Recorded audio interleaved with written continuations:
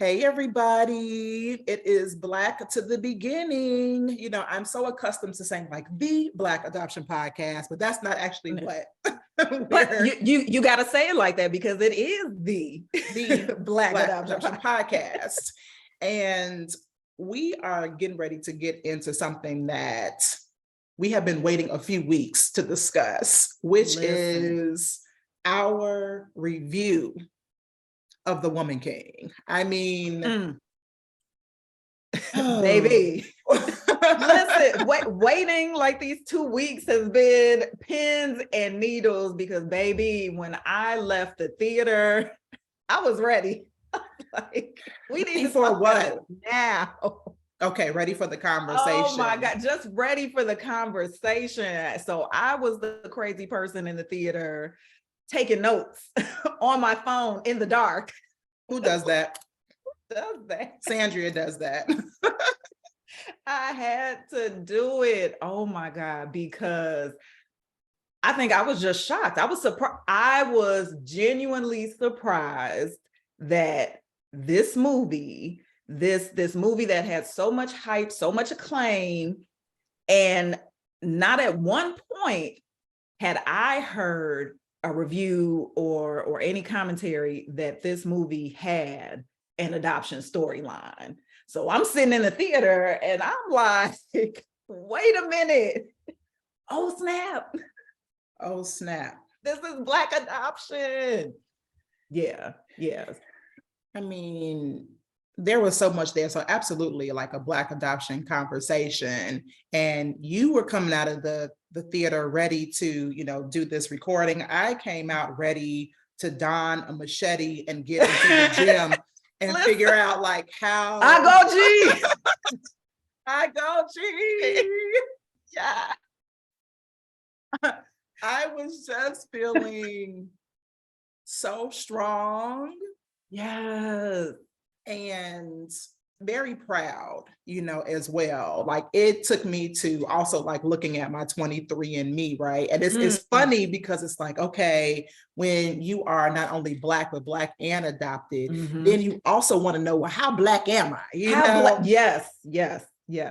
How Black am I? How much of the colonizer's blood is flowing through my veins? Am I the Dahomey tribe descendant? Exactly. And I was like, yes, come through with the West African. Okay. Yes. You're going to make me go back and look at my ancestry.com results. You're going to make me go back and look. Girl, I had to take a look because I was feeling super strong. I was feeling very connected, as well. And I've yet to step foot on, the continent of Africa, but I, of course, hear when people talk about actually coming into, that space and feeling an automatic connection. That is the connection that I felt to just all of the artistry of this, movie. It is the connection that I felt to the women in this movie and the connection even further to the adoption storyline. That is a thread in this movie. And I'm not surprised that it's not highlighted in the reviews because, of course, we know that that sort of storyline is an afterthought unless it's going to be a punchline for somebody. Exactly. And it's so crazy because you could not have the movie that they made, the storyline that they have, the battle, literally the finale battle without that Black adoption storyline. Like it doesn't happen. The movie doesn't happen the way that it happened without that Black adoption storyline. So it's so central, but it gets pushed to the back.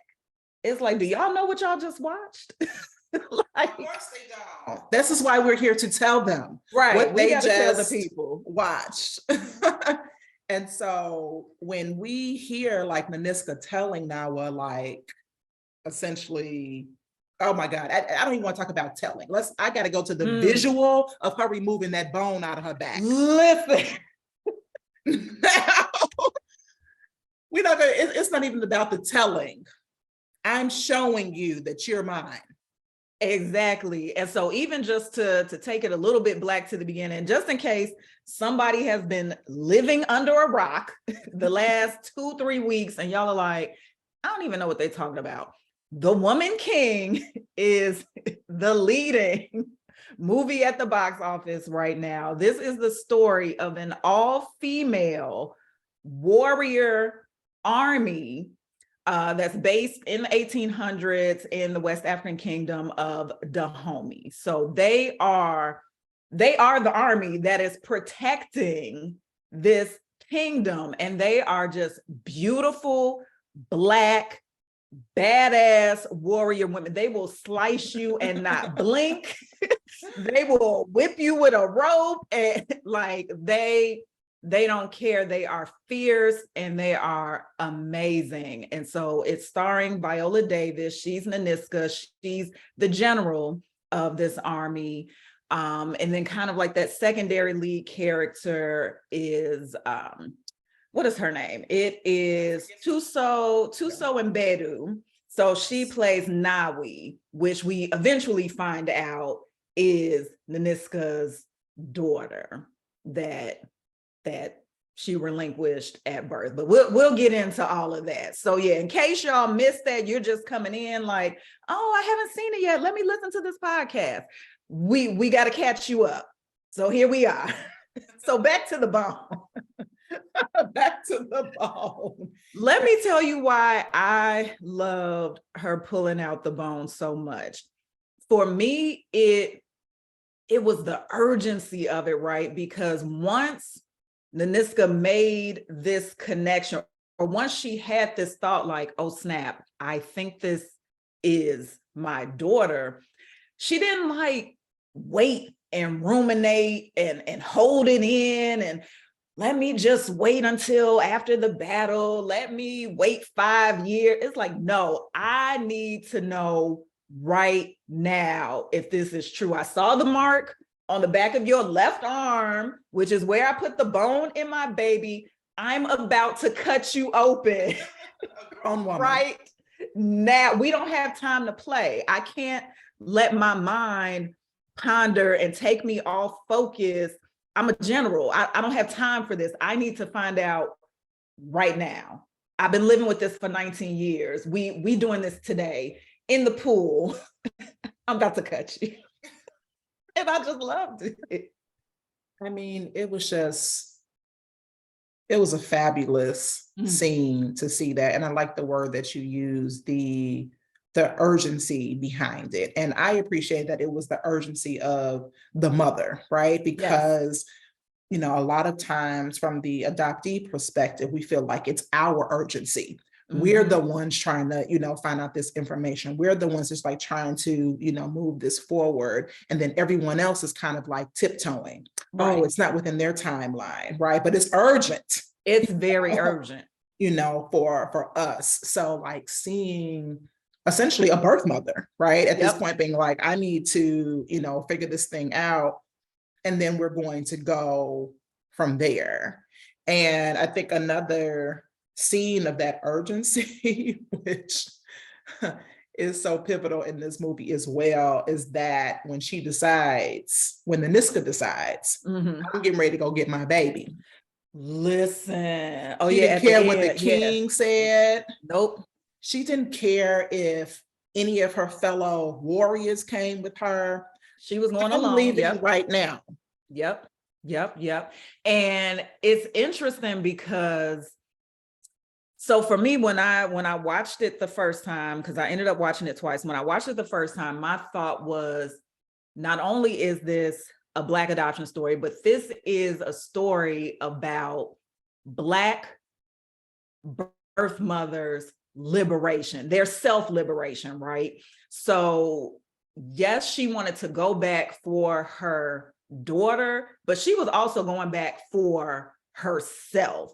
She had to go back and get what was taken from her. So she had two things. She had her child taken from her, but then she also had her spirit, her fight, her essence, you know, because when she was captive, she was raped. And so she had to go back and basically tell this opposing general, you're not about to play in my face. You are not about to make a mockery of me for a second time. Like, I'm coming back for what's mine. Like, I'm coming back for my baby, but I'm coming back for that little girl that was also me when I was laying chained up and all these men were raping me, and you took something from me.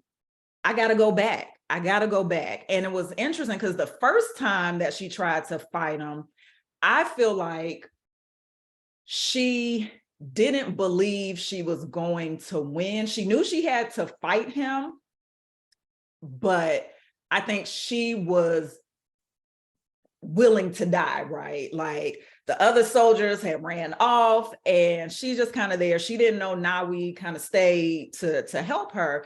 She was going to fight. She was like, the only goal I had was to take his head. Like, that's the goal. And so I feel like that first battle, she was gonna, fight him, but she didn't think she would win. But at the end, when she went back to get Nawi and, fight for herself, she was like, I'm leaving with his head. Like, I'm going to win. You are going to remember me. So it was like two different, it was just powerful to see her get her power back. And I was like, yeah, you better stomp. You better, like Kirk Franklin, you better stomp. Get him. I loved it. I loved it. I loved it. Yeah, it was.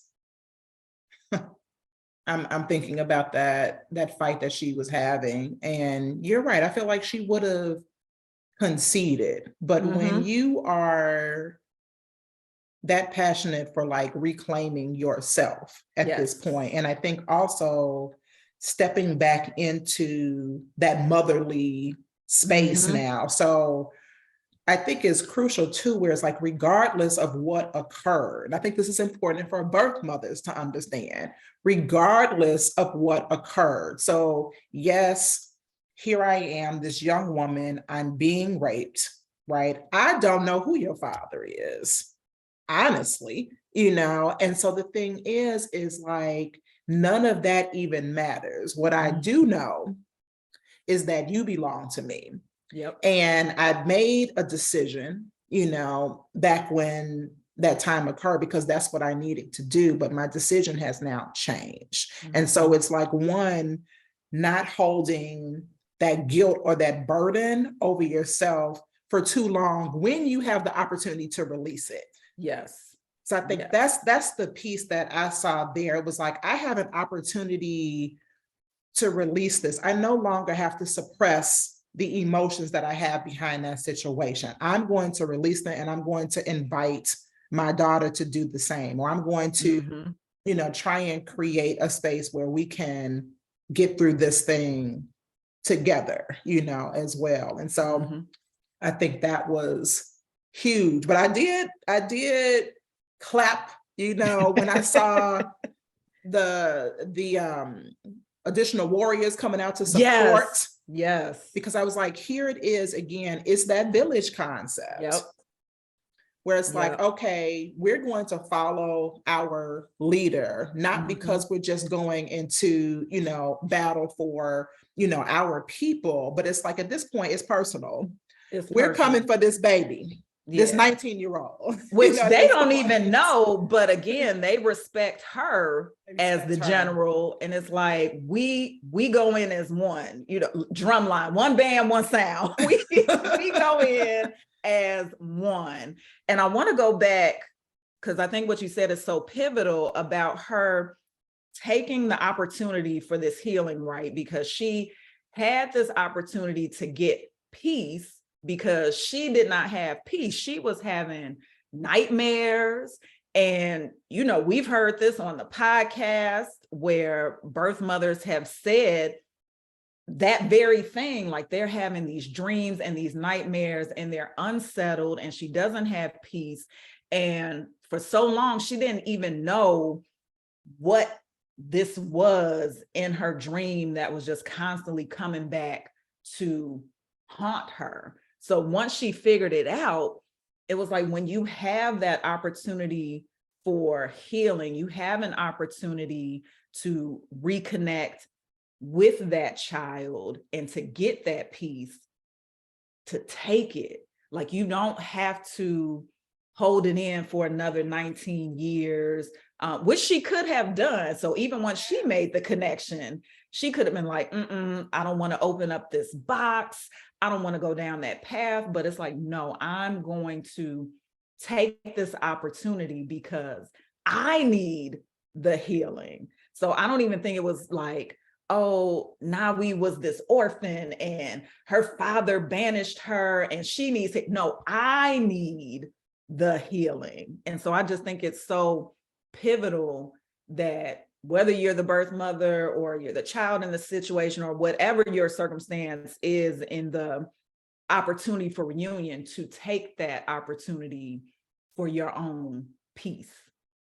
Because who wants to have nightmares? Like 20 years of that? No, thank you. Enough being a warrior and taking life. And so that in itself is enough to cause trauma, right? It's kind of like you don't need anything else. And if I have a way to take some of this off of me, then I should take that opportunity. And I thought about that. I was like, how? And of course, they're not doing therapy or whatever during that time, but I'm like, how are they processing killing all these people? Because I'm sitting in the movies with my eyes squinted. I can't fully watch the fight scenes. I'm like, I can't do it. So I don't even know how they did it. Like, how do you process being a warrior on top of going something as traumatic as giving birth to your child in the middle of the woods and you don't even know where that child ended up? It's like you just keep going. Yeah, you just keep going. And I want to circle back to that because I think again, like that is just a statement to Black women's resilience, which I don't want to spend too much time being celebratory about that because that has come to bite us in the behind over the years, our strength. But to me, the sweetest thing one of the sweetest things in this movie, especially from an adoptee perspective, was just this move toward like finding your identity, or at least watching Nawi find herself, even after, coming to a place where she knows that Niska is her mother. So I would imagine like during that time being in that space, like, man, that's so crazy that she's like in this, like essentially like following my path. Yeah. To be a warrior just like me. Her abstinence, if you will, or her just like, go get it, I'm gonna do what I need to do type of attitude. She gets it honest. Yeah. Like you're getting it honest, so what did that mean for them to look back at each other and be like, damn, I'm yours and you're mine. Like that's 100% now that I know it, for sure. And then what does that do for your identity at that point, especially knowing that you were orphans, right? And she seems so very kind of like nonchalant about it too. Like when she discussed, that she was, an orphan, at least that's how she was very nonchalant. About it. But I think it hits different when it's like, oh, so I for real belong to somebody. And I began to wonder if that's how adoptees may sometimes feel, right? Where you get adopted, you're placed into, a home. If you're in a stable home, right? Maybe you are essentially like moving through life like, yeah, this is cool. I'm straight. I'm not, Mhm. pressed. I'm not concerned until something comes up, whether it be like Yep. you turn a certain age or you need certain information, and you're like, no, wait just a Mhm. minute. I am adopted. Like I need to like Yeah, come you're back to that. confronted with the reality of it. Yeah, and I think we saw that with Nawi. So at the end, when her and Naniska, they're together and they're having that conversation about, you know, Naniska's like, you are not the thing that hurt me, because Nawi is apologetic. She's like, I have the blood of a killer, a rapist flowing through me. I'm so sorry for what you went through. And so they're both going back and forth, almost kind of apologizing to each other. But Naniska is really trying to say, you don't need to apologize. But I think for Nawi, because after that conversation, she ran away. And I think it shows that switch from her knowing that she's an orphan. She always knew that. And so she was able to, like you said, kind of be nonchalant about it. Like, yeah, I was orphaned and, this is what happened to me. But once she got confronted with the reality, like, not only do I have a mother, but now I know who the man that my father was. And he was a violent man. He was not a good man. And I think it was just too much for her to process in that moment. Or in that moment, she was just starting to process the reality of what the situation was. Like, oh, snap. I'm not just orphaned. I can see a real person and literally in battle against my father, and so I think it just shows, like, even if you are an adoptee who's grown up knowing all your life that you're adopted, there's still levels of processing, especially when you come back into reunion, when the person is out there and it's almost like they're not real. It's not tangible. They exist because obviously that you're born from two people, but they don't exist for real, for real. So when they come back in a tangible way, it's like, how do I process this? And so even for Nawi, she had to take a minute. She's like, I gotta run up out of here. This is you calling me daughter. I got to go. Like, hold on. Like, this is way too much. I need a moment. It was a lot. But then eventually you see in the next scene, she does come back around at the end. And I loved, and this was so sweet too. I thought this was a sweet scene when she walks over to Naniska at the end, like at the very ending celebration, and Naniska's sitting there and she looks dejected. She looks like she lost, the life out of her, because now she's wondering, well, how does Nawi feel about me? She's experiencing a secondary rejection. So when the child rejects you after reunion, so she's just sitting there, looks like the light is gone. And then Nawi comes up to her and she's just like, Mother, will you dance? Oh my God. I lost it. I lost it. I was done. Like, cause she leaned in, she whispered in her ear and she called her mother. I was like, oh, wheel me out the theater. It was too much, but it was so, and that's just, I mean, the power of writing, because so much in that one sentence, calling her mother, will you dance? Like basically saying, okay, I'm okay. I've made some peace. Like, we are mother and daughter. Let's celebrate. Let's dance. And I just thought, I was like, oh, that's so sweet. Yeah.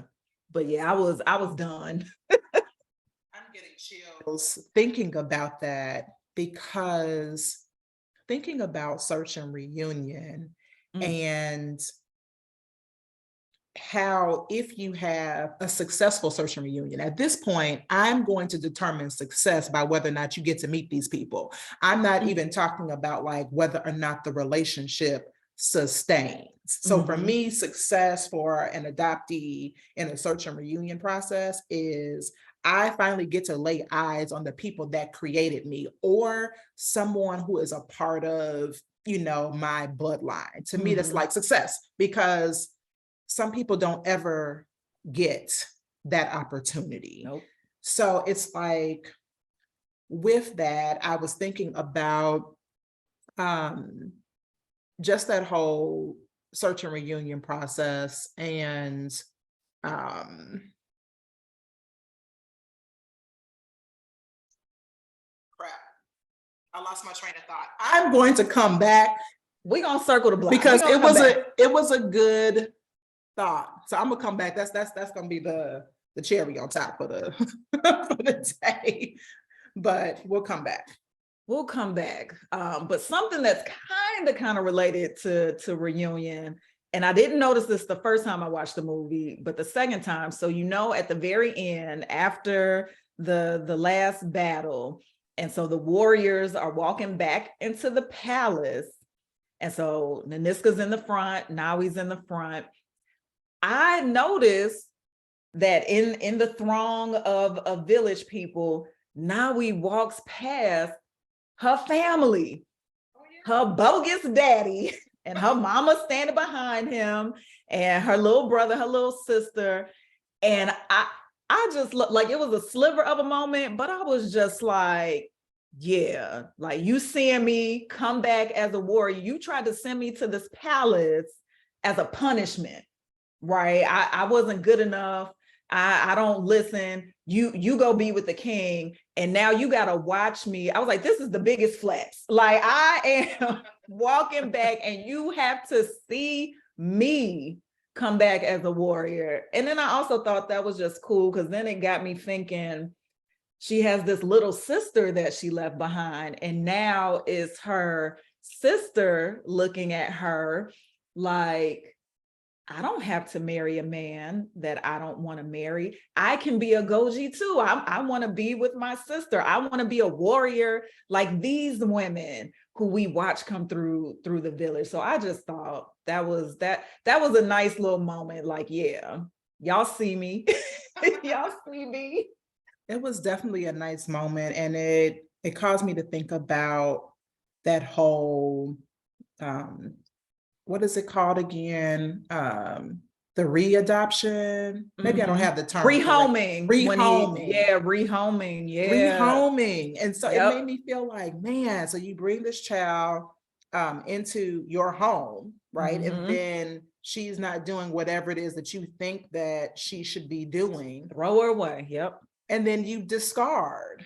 And so even with just what you said about the ultimate flex is, coming through here, being successful, I'm a Goji, I mean, much respect for, those women. And here I am walking, through. And I think that for anyone who may have experienced that, this is kind of like your opportunity to take that in as well. So if you were rehomed, in adoption that you know about, if you have been from foster home to foster home to foster home because people are like, oh, I can't take care of this child. They got issues. They got whatever. They don't listen. They don't listen. They got anger issues. Yeah. Whatever the narrative was, determine or get on that pathway to healing to determine your ultimate flex. You are a warrior. You are a warrior. We are warriors. We've been through a lot. Straight out the womb, right? Like we are warriors. So let that warrior spirit rise up. I love that. I love that. I love that. There was another scene, and this is more like toward the middle. Naniska's walking through the palace, and she sees the king's wives, and they're playing with their babies. And she stops and she has that moment. And for me, it stuck out again, looking at her through this lens of a mother, of a birth mother. And, she didn't keep her child. She doesn't have her child anymore, but there was still that place in her that longed for that, or that remembered that connection. And when you're an Agoge warrior, you essentially make this vow that you will take no man, you won't have children. And so she's committed to that, but it's like she looks and she has that moment like that could have been me, or maybe that should have been me. I wanted to, bounce my baby and, be with her in that way. And so I just thought that was a powerful moment too, where I think as a mother, you just never, you don't forget. So even if you don't talk about it, even if you keep it a secret, you don't forget that experience. You cannot forget a life being carried in your body or coming through your body. You just don't forget. That memory is there and it can be triggered. And so I just thought that was super powerful. Because as you and I both know, a lot of, women can carry it as a secret. Nobody knows, but they don't forget. They don't forget. I don't know the historical backdrop to it at all, but I found myself wondering whether or not Nanisca as general had actually come up with these particular rules, right? And if these rules were just kind of like built out of her own trauma, right? Where it's like, this is what we're going to do. This is, and in essence, like, she was in secret as well, outside of her best friend. But and I want to talk about the best friend too. Yeah. And so, like, this is what we're going to do in order to, again, take the emotion out of it, because there's no way for us to be in battle and have love or have children to worry about, or, what have you.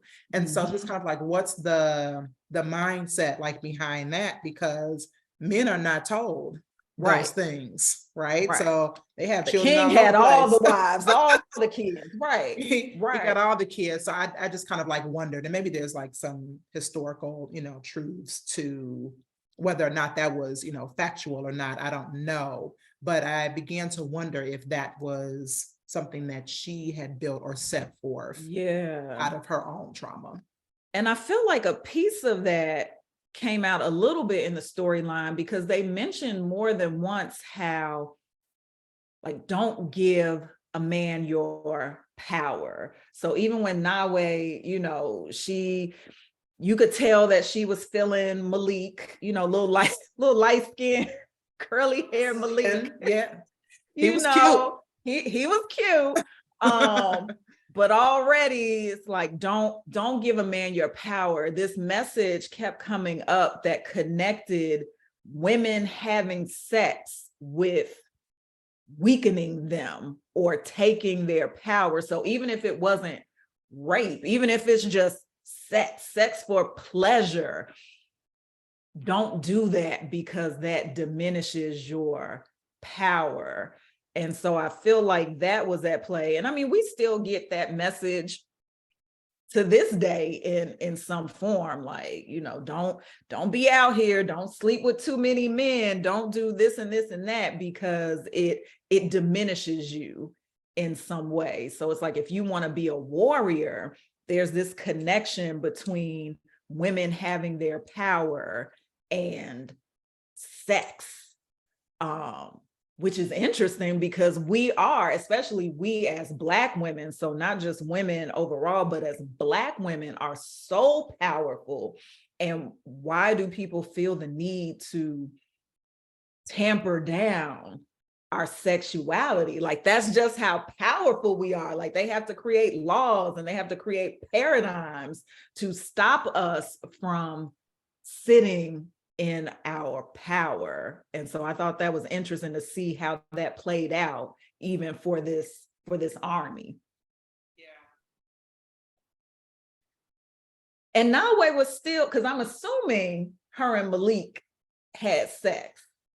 I don't think so. Because when the final battle came, so when Nanisca came back and Nawe comes to the window, she's wrapped up in a sheet, right? She got her sheet So, on, but you know. and so I don't know, we don't know for sure, right? Like, I feel like it's kind of open to interpretation, but I'm like, ooh, well, if she did have sex, she was still powerful because at the end, she was able to kick ass and essentially help save her mother again.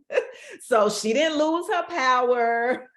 She wasn't weakened and diminished. Like, yes, she could still, give a little something to Malik and then keep it moving. I can't get on the boat with you, Malik. I'm a warrior.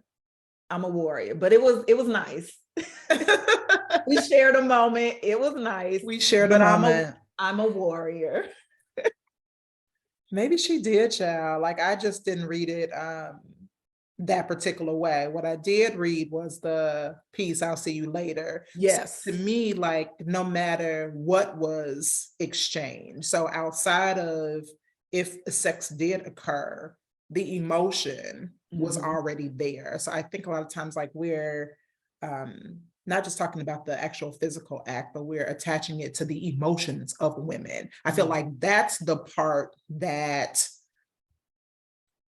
where women are supposed to be the weakest at, is not being able to separate the physicality from their emotions, and therefore I might hesitate, in battle or with anything at this point, if I have like that emotional connection. And so to me, she had already been on kind of like this emotional ride with Malik. So it's like, I spot you, I see you, boo. You know what I'm saying? Like their little mating dance, if you will. They share a kiss. I mean, he saved your behind from the block. You know what I'm saying? Right. So all of that right there, to me, like, that's emotional pieces outside of sex, where she could have been like, or felt like, I owe this man in some sort of way, and I'm going to go in that direction. But it was like, I don't owe you. Thank you. I don't owe you anything. I appreciate you. Right. Yep. But that's it. Right. Maybe I see you next lifetime. Next lifetime. Very Erykah Badu. Thank you for saving me off the block. But yeah. Can we talk about the block though, when it comes to adoption, right? More specifically, Black adoption. I couldn't help but to feel, just like even watching the movie in its totality, right? With the thread of slavery, of course. Yeah. And the impact that had on the Black family. And if it wasn't just on the Black family, looking at these women, right? So it's like losing one of your fellow warriors to the block like that.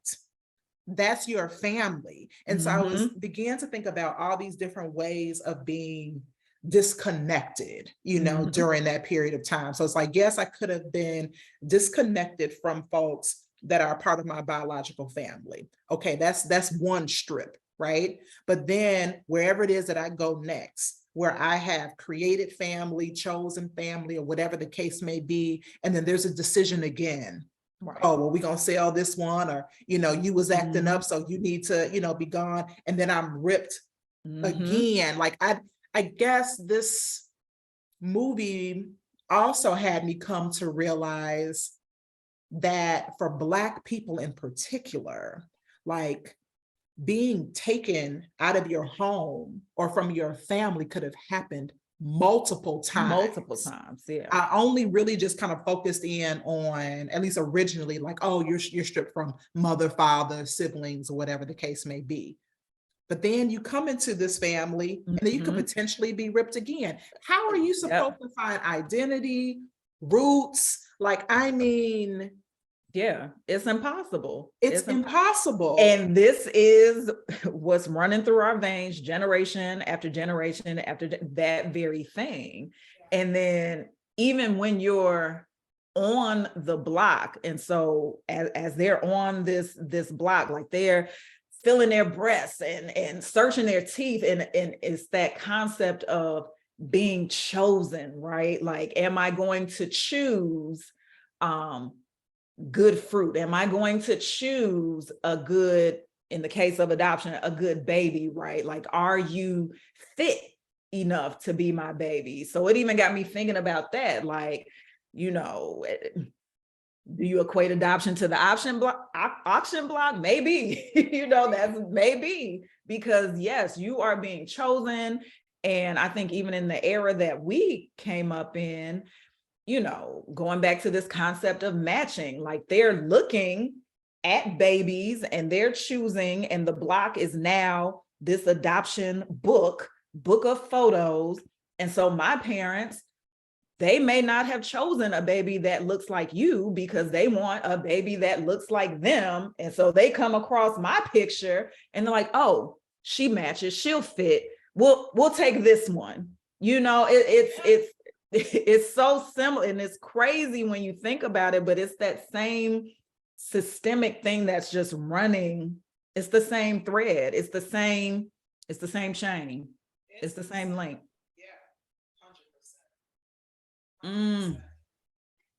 I want to go back because we touched on her a little bit, the best friend, Niska's best friend, and ride or die, baby. Literally ride or die. And what does it mean to have a friend like that, a sister, someone in your life who can hold your secrets, but also, what's the word? Almost like, I don't know, leave possibilities open. Because when Niska gave birth and she gives the baby to her friend, Amenza, played by the actress Sheila Tim. And so she gives the baby to her friend. The directive could have been, kill this baby, or leave it in the bush, or just take it. I don't care what you do. And she was instructed, don't ever tell me what you did. If I ask you, don't tell me what you did. I don't want to know. And so I think for the friend, being in that position of holding this secret, but it's not so much a secret. You're holding your friend's confidence. Your friend has asked you to support them in this particular kind of way. And so you are never going to tell your friend what you did, as following her wishes, but then also protecting your friend. And so I just thought it was interesting because, again, you don't fully get the story the way that it played out without the best friend confirming that, yes, I took your baby to an orphanage that we passed on the side of the road. Because that little piece, that was like the confirmation, like, okay, these dots are starting to connect. So even though, you know, there's like this blood oath that's been in place for 19 years where she wasn't supposed to say anything, it's like that confirmation needed to come out so that the rest of the pieces could fall into place. And that's a lot of, I mean, that could be a lot of pressure. I mean, to me, I don't even know what to call that. That's past holding your secret. It's past confidence. It's past support. Because at this point, if you are taking a child that just came out of my womb and found somewhere for it to go, that's a level up from all of those things. I don't even know, like, you are in this thing. Yeah. At this point, like, this is not you on the sidelines holding something that I told you that I did. You are a part of this thing now. And so even with this friend, I began to wonder, like, what were her feelings, you know, behind this? Like, was she feeling maybe just even like some reward herself, right? For seeing that this child is okay, that they have finally, you know, come back with each other. Because I really took her friend also as a highly spiritual, you know, individual, you know, as well. So almost like she was ready with the shell. She was like, ready. We gonna interpret this. Yeah. We're going to figure this thing out. So I feel like this is a higher order sort of friend, Yeah. sister. Like this is not even like I feel almost like friend is not even the appropriate sister. Yeah. word, you Yeah. know, a sister here. And even in that, it had me thinking about when women, you know, are in these situations and then who's there to support them, Support. you know, and what if they don't, you know, have that level of support, because Naniska struggled with the support, Yeah. you know, and when that's not available to you, how are you getting through this? Like your trauma Yeah. again is on another level than if you at It's- least have someone that's holding you Yeah. down. Yeah. You know, It's just suppressed. It's suppressed. Because even with them being friends throughout all those years, they could never talk about that because we're not going to talk about this. You did something with the baby. I don't know what you did. I don't want to know. This can't come up ever. So it's like that thing that's in between them that they can't even acknowledge, you know. So even when it's a trauma bond too. Like if you think about it, I don't want to like minimize their friendship because I still feel like that was hardcore to do. Yeah. And there's a level of respect there because when the movie ends, it's the three of them together. It's not just Naniska and Nawi. She's right there too. And so I just thought it was like, that's a perfect ending because you needed all three of those pieces in order for the story to play out. So she's not some side inconsequential character or person. She is also central to this whole Black adoption story. You need the three of them. Yeah, just so many beautiful moments. Like there's just a lot of beautiful sentiments and imagery. And I hate that some of that got lost in the controversy of the movie. Like, well, is it completely factual? And who wrote it? White women wrote it and this, that, and the other. And it's like, there's so much beauty. And like you spoke about in the beginning, how you left the theater feeling empowered and you ready to be a Goji warrior, like all of these things that it brought up, not just for Black women, but Black people, other people who saw the movie. Because when I saw it the other day, I'm sitting in the front row and I was the only Black person in the front row. So it's like, everybody is able to leave with that sense of warrior spirit. And so I just hate that some of that got overshadowed. But again, that's why we're here to break it down for y'all and keep your focus on the focus and get into what really is the meat of the story, because that's what we do. And we can't, we have to say, so because something that I always think about is like, well, how do you get people talking about adoption and Black adoption? How do you create an adoption story that isn't quote unquote about adoption? And I feel like this movie is a perfect example of that because of course they didn't lead with, this is a movie about adoption in West Africa during the 1800s, right? But it's absolutely a Black adoption story. And I think it's cool that, so even the director, Gina Prince Bythewood, she is Black and adopted. Viola Davis and her husband are Black adoptive parents. And so you are seeing this movie through the lens of people who are very much connected to this space.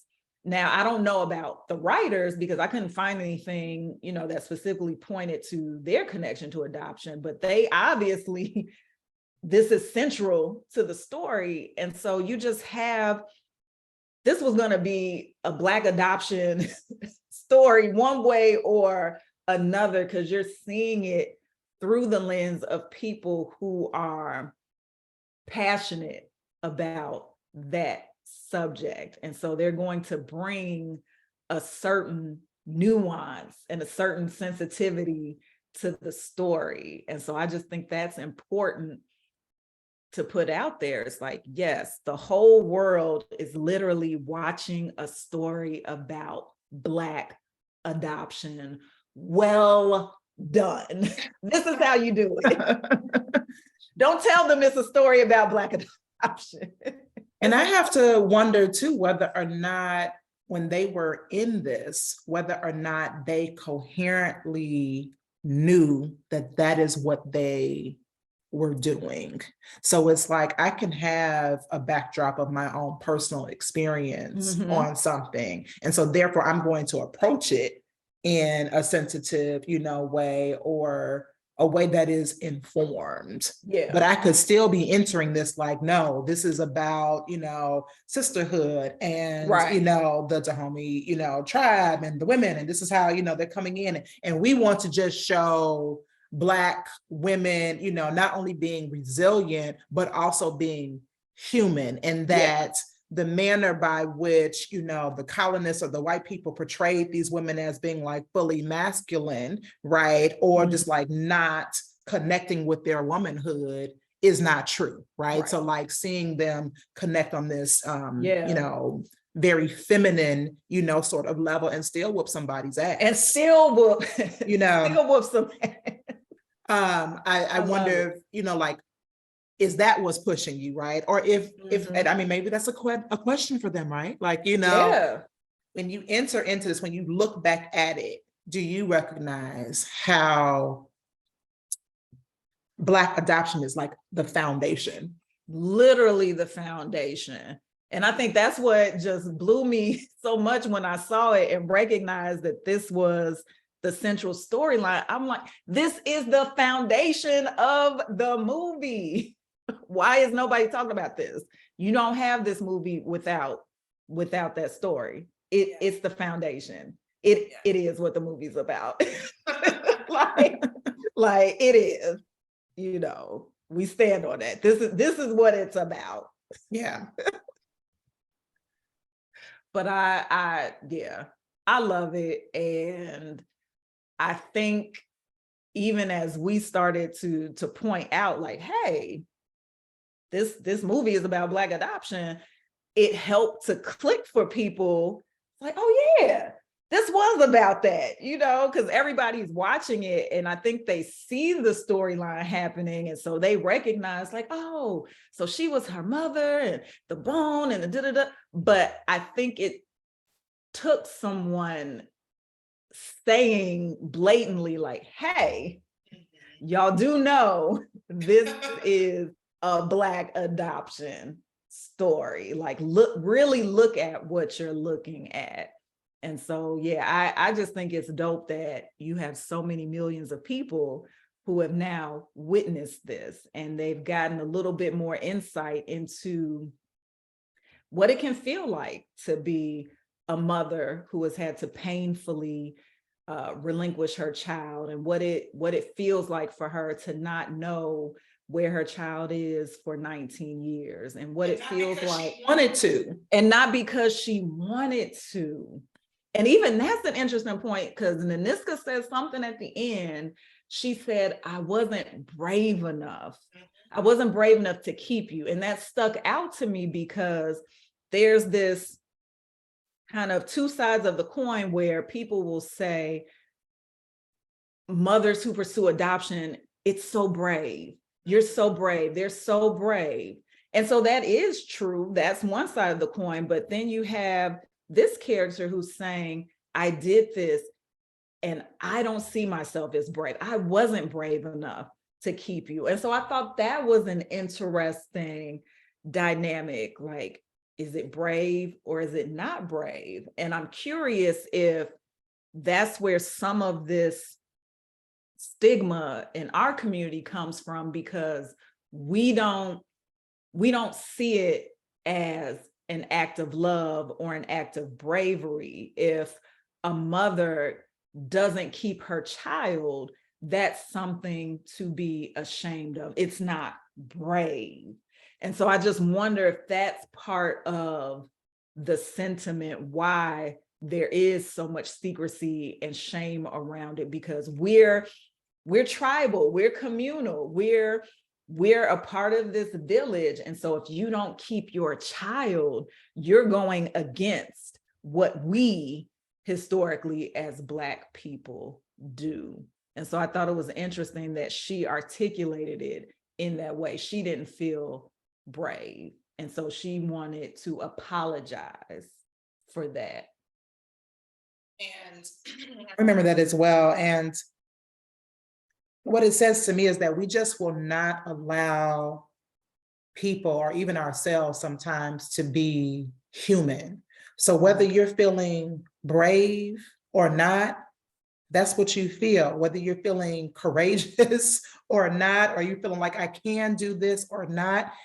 It's my feeling, it's my experience. I'm making a decision for me based on how I feel at this particular point in time. And when it comes to parenthood, it is just my humble opinion that you at the bare basic level need to feel emotionally ready to take care of the child. It's like finances and all the other type of stuff. Yes, it's important, right? 100%. But at the end of the day, you can have the wealthiest people who don't have any sort of emotional connection to their children at all, period. But they have a house full of things. Yep. And so it's like, if you're not emotionally equipped to take on children, then you're ultimately going to harm them anyway. Right. They're So emotionally orphaned. So even if they stay with you, they're not getting what they need. They're not getting what they need. And so it's like, allow for people to feel how they feel in that moment and to make that decision, because the decision is not just about them sometimes. It's also about them recognizing that I'm not equipped for taking on this responsibility. So I think we also have to stop this thing of like, oh, they're doing what's in the best interest of the child. At the end of the day, a child hasn't got here yet. I'm doing what's in the best interest of me right now. Yeah. And that's see, okay. People are afraid to say that. And I think it's okay to say. People will, this was for the child, which it's okay to say that you're doing what's best for you or what you want to do, because that actually is what you're doing. That's it. But society said, oh, you can't say that. No, you're actually, that's actually what you're doing though. That's actually what you're doing. And that's okay. And it's like, stop penalizing people for that.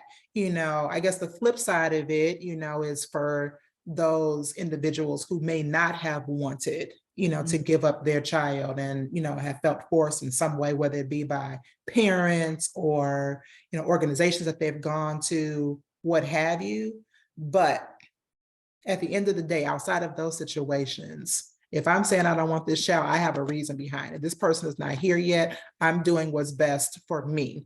The outcome of it might be different for the child, because I don't like saying better, but right now, today, it might be what's best for me. And that's what I'm riding on. And that's okay. And I think Naniska did what she thought was going to be best for her at that particular point in time, taking into consideration all the trauma that she had gone through, taking into consideration that I'm a warrior. I ain't got time to be, doing all, I'm not doing that. I don't want to do it. And I'm not going to do it. So sister, friend, take care of this for me. Yeah. That's it. And friend is like, it's handled. It's handled. It's handled. We ain't got to talk about it. It's handled. I got you. Yeah. I got you. And I'm curious if, if there is a child of rape who watches this movie and they're looking at Nawi's character, and just because I know that's hard for people. Like, we've even talked to people on the podcast where you take on the shame and you take on the identity of, I am the product of rape. I have this blood that's flowing through me. I am the product of something that caused my mother pain. And I appreciate that Naniska was able to explicitly say, like, yeah, that that situation, this is how you got here, but you are not that painful thing. And so I would just hope that if someone's watching the movie and that is their experience, that it allows for some healing even on that level, to say you don't have to identify with how you were conceived. Even if your mother or your parent, maybe they are feeling that shame or that guilt or what have you, but you don't have to tie that to your identity, because you are not that thing. You are not that person. You are not the rapist. You are not that. And so I think it was just a powerful reminder of just being able to form an identity for yourself that's separate from this traumatic event. Like you are not that. And so I thought that was powerful to point out too. But just the fact that they even had a conversation at all, I think was powerful. Like it was short, but they said what needed to be said. And I just think there's power in, let's have these hard conversations. We know what it is. This is what happened. This is how we got to this place. Let's have this hard conversation, and then let's build from there. Don't be afraid to have the hard conversation, or I guess slice open somebody's shoulder to get like, don't be afraid to say what it is, because Naniska could have minced words and been coy about what happened. Like, oh, I was taken captive and I got pregnant. It's like, no, I didn't just get pregnant. I was raped. This is what happened to me. I had you on the side of the road, put a bone, like, say what it is, say the hard things, be honest. And then let's move from there.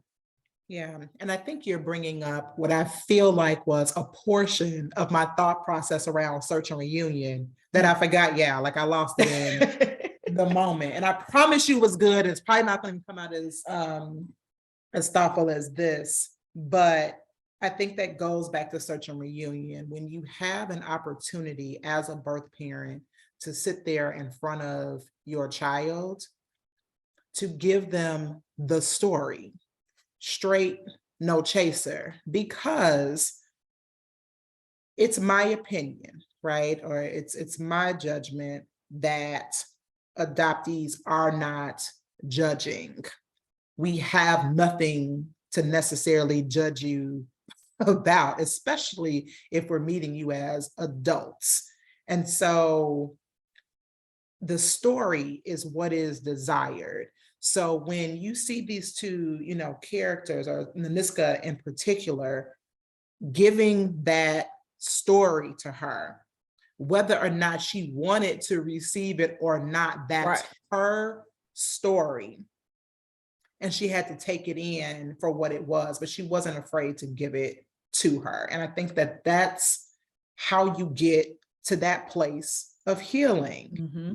Especially if you encounter birth parents. If you don't encounter birth parents and you encounter siblings or other family members or what have you, to not be so concerned about, am I stepping on the toes of somebody else? If you have that opportunity to connect with a blood relative and you decided that you're going to move forward with that, mm-hmm. Don't tiptoe around. Give them what it is that otherwise what is even the purpose of the relationship? It's like adoptees do not require any surface level relationships, mm-hmm. because there are so many question marks and unknowns anyway. By default, it suggests that we're trying to get underneath, we're trying to go deeper, so we don't have time for the surface. Right. It goes back to the urgency. It's to the urgency. Should be urgency. Yeah. So I think that was so huge in this movie, is that now I'm done suppressing at this point. It's over. Yep. And once I'm confronted with you, so that's the part that really like stands out. you're here. And as you stated earlier, she could have went on and, act like this was nothing and we'll wait till, after, the battle. And maybe she felt like, if I don't address this emotion, I can't even go into battle. I can't even go into battle. So it's like, how do we as people, okay, not just adoptees or anyone that's a part of the adoption space, how do we go into the daily battle of our lives? Because there's always going to be some sort of trial or tribulation. It's not going to always be, smooth flowing. How do we go in with just trauma that has not been tapped into, emotions that we continue to suppress? Because one thing is for certain, it's showing up in your life in some sort of way. So where you think you might be hiding it, it's all over you. As the down south people say, your slip is showing. So I think it's just like, grab a hold of it. Like, this is me. This is what I'm going through. This is my trauma. And who do I need to talk to about it? What do I need to get involved in? Because I think another thing that was so beautiful in this movie is the dancing and the community that they had with each other, as women. And I looked at that as an expression of like joy that they were feeling. But also like, how do I shake off the shit? Right. Like, let me get I don't have to live let me this trauma. Let me do something. Dance. Let Take me get the it shackles off my feet so I can dance.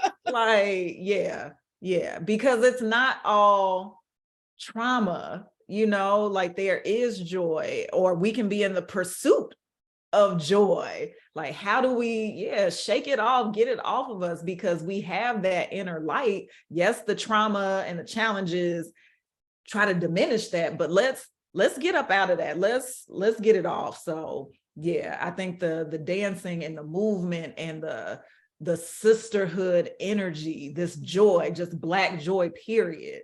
Like, that is also important to the story, and then to just us as people on a healing journey. Like, you need that for the healing journey.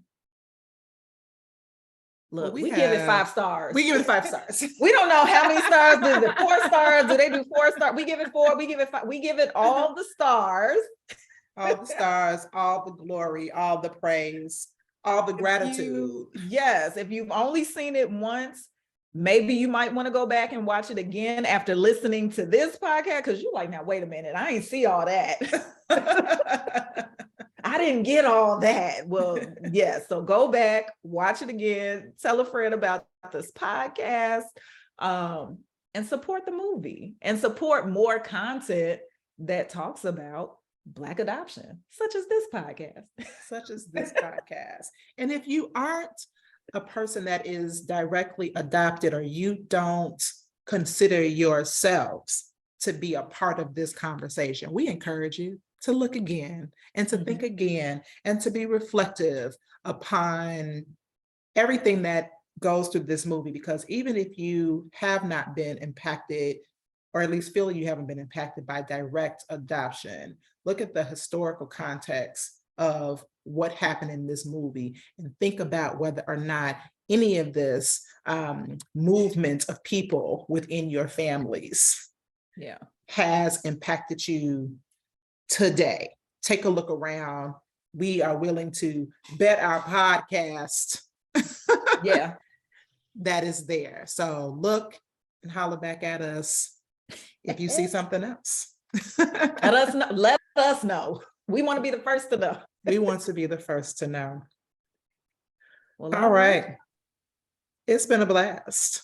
It's been a blast. That's Black to the beginning, y'all. Peace.